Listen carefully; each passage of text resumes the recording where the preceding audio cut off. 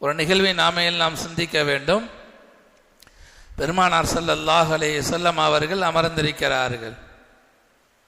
அருகிலே 2 மனைவிமார்களும் அமர்ந்திருக்கிறார்கள். அந்த நேரத்திலே கண் பார்வை தெரியாத ஒரு சஹாபி வந்து கொண்டிருக்கிறார். பெருமானார் ஸல்லல்லாஹு அலைஹி வஸல்லம் அவர்கள் சொன்னார்கள், பார்வையில்லாத என்னுடைய ஒரு தோழர் வந்து கொண்டிருக்கிறார், நீங்கள் இருவரும் எழுந்திருத்து சென்று விடுங்கள்.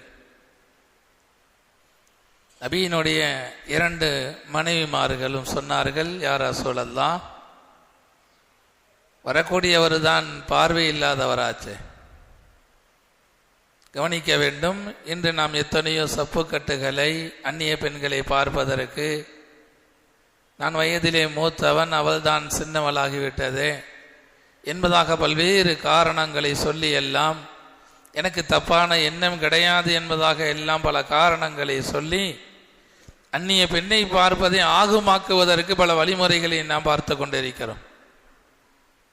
பெருமானார் ஸல்லல்லாஹு அலைஹி வஸல்லம் அவர்கள் சொன்னார்கள், வரக்கூடியவருக்கு வேண்டுமானால் கண் தெரியாமல் இருக்கலாம், வரக்கூடியவர் வேண்டுமானால் பார்வை இல்லாதவராக இருக்கலாம். நபியினுடைய வார்த்தை, பரிசுத்த மனைவிமார்களை பார்த்து சொன்னார்கள், அஃப அமியாவானி அன்துமா, அஃப அமியாவானி அன்துமா, நீங்கள் 2 பேரும் குருடிகளா? இதற்கு இதுதான் தர்ஜுமா.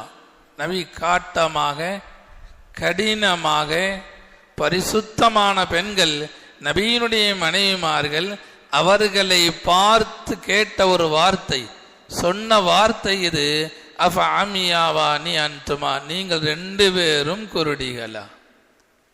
தன்னுடைய மனைவிமார்களை பார்த்து நபிக்கு மனைவியாக தேர்வு செய்வதாக இருந்தால் எப்படிப்பட்ட பரிசுத்த பெண்களை அல்லாஹ் தேர்வு செய்திருப்பான்.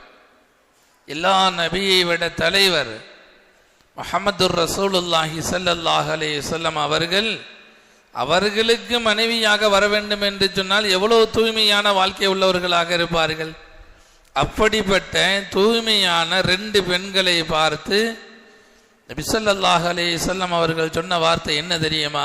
அஃப அமியாவானி அன்துமா, நீங்கள் 2 பேரும் குருடி.